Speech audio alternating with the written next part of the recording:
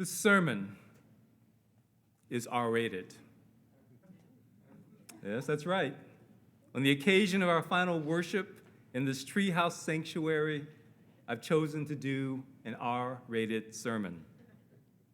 On Juneteenth and Father's Day, no less, I'm choosing to do an R-rated sermon. You probably weren't expecting that, were you?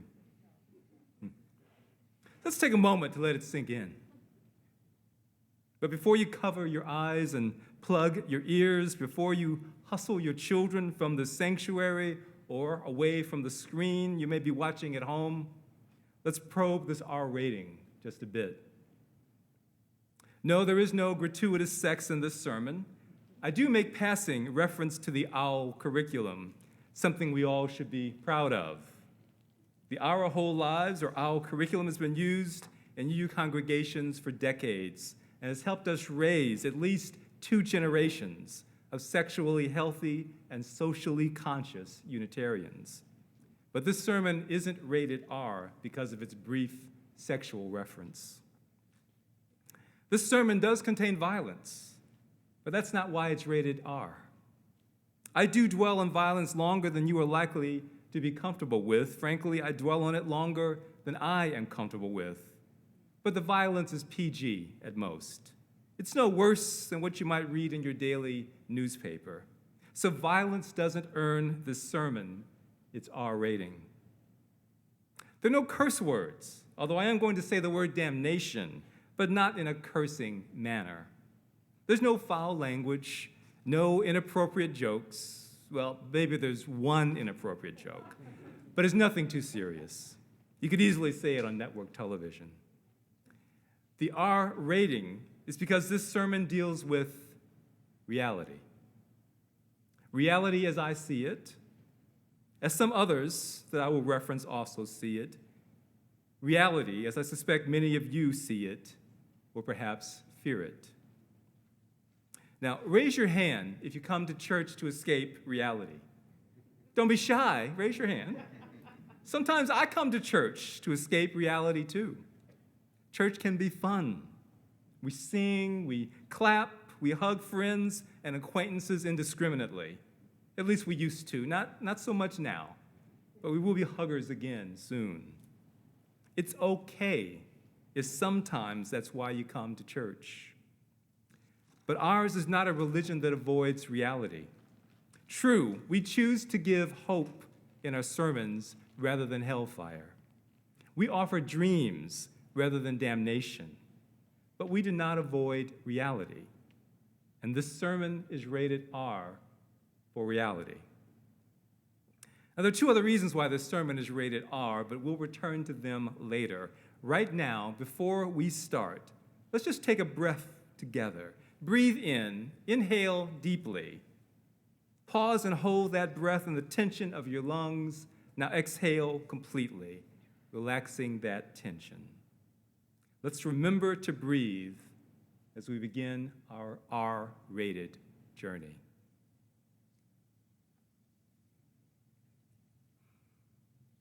I know you can see it just as I can.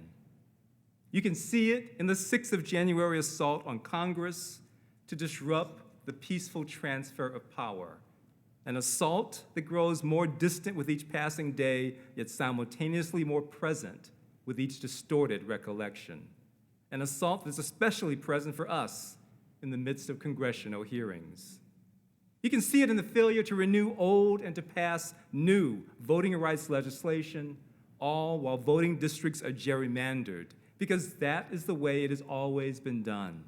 And obstacles are placed on voting itself in a fraudulent attempt to stop the voting fraud, which does not even exist. I know you can see it just as I can, and it looks like an unraveling of America. So remember to keep breathing. I know you can hear it just as I can. It's the sound of bullets ending the lives of Black brothers and sisters, our Black siblings, if you prefer the non-gendered language. Lives ended as they worshiped in church, as they shopped in stores, as they went about the normal tasks of daily life. It is the sound of final breaths, the final gasps, not just of George Floyd, with the weight of racism and police indifference to Black lives literally pressing down upon his neck. Not just Floyd's final gasps, but the final breaths of the 229 Black brothers, sisters, siblings of us all. 229 dying at the hands of police in just the first year after Floyd's murder. It's been 2 years now, and I do not know how many more last breaths have been uttered. And though I can barely stand to hear it, it is the sound of our children crying in Uvalde. I know you can hear them just as I can, and it sounds like an unraveling of the moral fabric of America. So remember to breathe. I know you can feel it just as I can. You can feel it in the hostility towards vaccination. You can feel it in the hostility towards face masks. You can feel it in the banning of books about racism and the Jewish Holocaust from American classrooms. You can feel it in the sudden support of right-wing America for dictators and tyrants anywhere in the world they may be found. You can feel it in the impending Supreme Court decision to end a pregnant woman's choice over the future of her own body. I know you can feel it just as I can. And it feels like an unraveling of America as we know it. It's a lot to take in, a lot to handle. So let's remember to breathe. What does this unraveling mean? Is this a prelude to a new civil war in America, as some seem to think? Hate crimes against random Asian women, is that what sparks a civil war? Or is it the larger and more dramatic assaults, the lone shooter incidents in public places, the bombs planted at Washington political party headquarters, the plots to kidnap the governor of Michigan, the assault on Congress itself? Is this the way that civil war begins? Or does it begin with theories of conspiracy, oft-reported false claims of voter fraud costing Trump his election, ludicrous claims that Democrats run sex trafficking rings in the basements of pizzerias? Does such farce spark civil war? Some white supremacist militias seem to think so. Hence, U.S. white militia members have attempted to join the defense of Ukraine, not to fight the injustice of the Russian invasion, but instead to gain the military experience that will aid them when civil war breaks out within our own shores. So remember to breathe. But perhaps it isn't civil war that we should fear. Writing in the January 2022 issue of The Atlantic, the journalist Fenton O'Toole recalls when his father came home and told the family to prepare for civil war in Northern Ireland. At the time, O'Toole was a boy of only 13 living in Dublin. The British military had just killed 13 unarmed civil rights demonstrators in Northern Ireland, and his father was certain this was going to be the tipping point in the escalating violence between Catholics and Protestants. From now on, it was going to be them, meaning Protestants, or us Catholics, his father asserted. Now, I was about 13 when I learned that Irish Catholics and Irish Protestants inexplicably and ridiculously hated each other. I heard about the conflict in an ironic joke about the state of humankind. In a country like Northern Ireland, the joke went, in a country with no blacks and no Jews to hate, people will improvise. So necessary is it for people to hate. O'Toole argues that America today is becoming a lot like the Northern Ireland of his youth. Vicious polarization, a sense that one's kin, however kinship is defined, are the victims of injustice. Yet civil war never came to Northern Ireland, just as it is unlikely to come to America today. We may be ideologically polarized, but we are geographically intermingled. It wasn't that way a century and a half ago when the South tried to secede from the Union. The country then was both ideologically and regionally divided. Today, no matter how hard we try, we can't escape those who believe differently than we do. Those whom we would despise are not living in another state. At most, they are a city, a county, or a zip code away. Truthfully, if we're talking about Atlanta, they are next door or across the street from where we live. There is no escaping for any of us. American democracy may be fragile, but it is not broken. Our institutions may be bruised, but they are not battered, and they're certainly not shuttered. It is not civil war that threatens us, it is uncivil peace. An uncivil peace with those whom we would despise. That is what we should fear.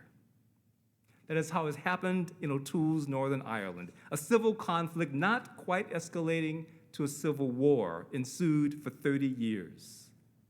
While there was not a civil war in Northern Ireland, O'Toole tells us, the uncivil peace brought violent death to thousands and miserable life to millions for 30 years. It will be roughly 30 years before America gets to the year 2050. If not before, that will be the year when white supremacy must admit defeat, because there will be no white majority in America in 2050. Population growth trends being what they are, we will be a nation of minorities, a country in which no race, neither white nor black, no ethnicity, neither Asian nor Hispanic, will have majority status. We will also be a country in which no successful political party, neither Republican nor Democrat, can align itself solely with one race or one group of people. We will be what for centuries we have been becoming. We will go from a country born of sometimes willing and sometimes forced communion, a country of people walking separate paths, some of us treading upon others. We will become a country in which disparate people, no longer able to dominate each other, must finally have a way of walking a common path together. And so I am hopeful for 2050 in America. I am hopeful that the changing demographic will change the political and social fabric of our country. I am hopeful for the future of America despite the unraveling of the present moment. But before we get to that future, we will have to contend not with civil war, but with uncivil peace. So how do we bridge the span between now and then, between present and future? How do we, as Unitarian Universalists, act not in a civil war, but in an uncivil peace?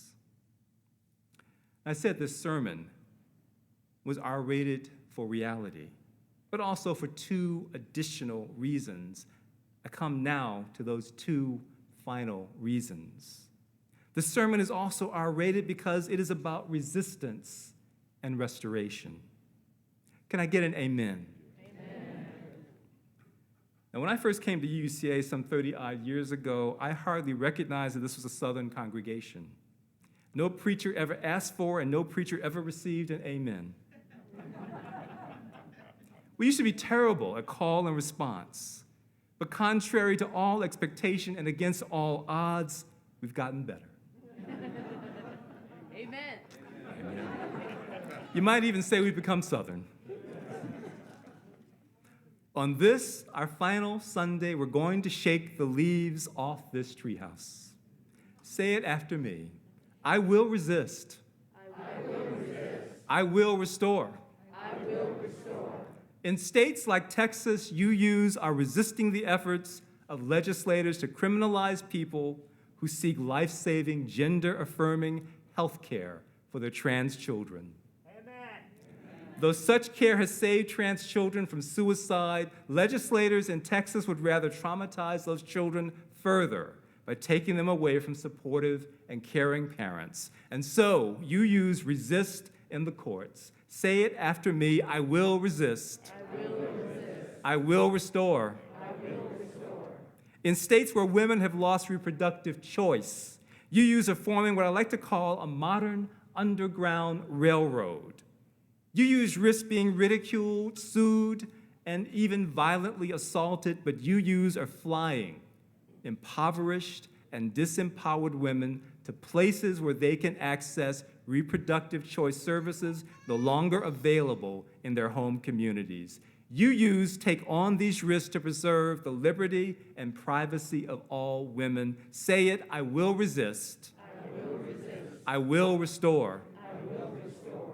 In states like Virginia, Ohio, and Georgia, where honest and inclusive teaching of American history is becoming illegal, where critical thinking about race and racism is replaced with whitewashed propaganda and mythology, you use are resisting.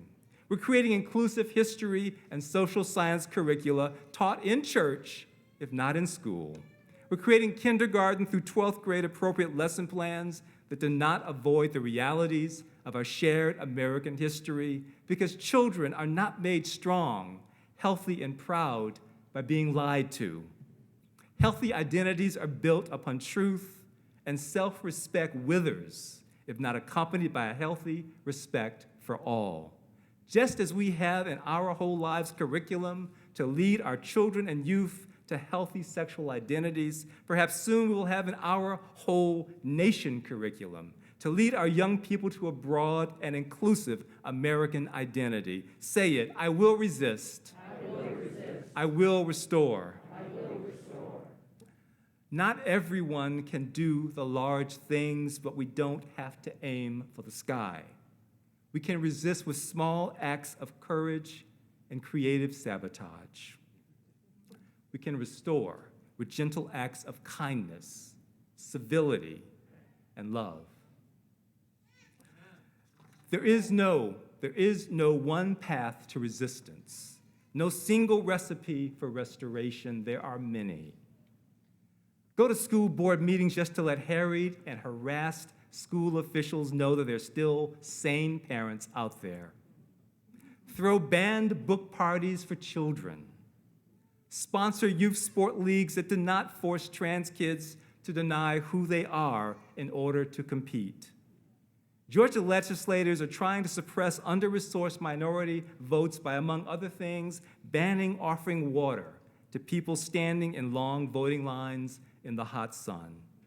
If it is no longer legal to offer a bottle of water to someone standing for hours in a long line, then sell them a bottle of water for a penny instead. It is still legal to loan money in Georgia, so take a few spare pennies with you just in case. Say, I will resist. I will resist. I will restore. I will restore. If you can light a bonfire, then do so. But if you can only light a chalice in the name of the values you hold dear, if you can only live your everyday life exemplifying those values, then let that be your resistance. If you can only light a candle of kindness, of gentleness, of compassion in the life of one other person, then let that be your act of restoration. Acts both big and small, acts that make the world better than it is, or that make you a better version of who you are. Acts that keep this congregation the welcoming, salvific community it is meant to be. They are what will get us to the future we deserve. I'm going to ask you to show the world that you are ready. Stand up, in body or in spirit. As you are able, stand up. Stand up here in the sanctuary. Stand up at home, in your living room, your bedroom, your den. We can't see them, but you can imagine them. They are standing. Congregation, if you're ready to leave this treehouse for a new lighthouse, say, we will resist.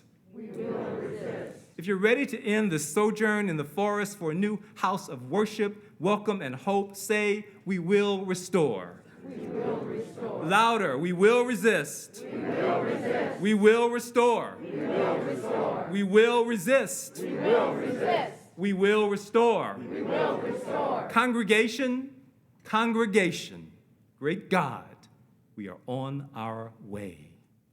Amen.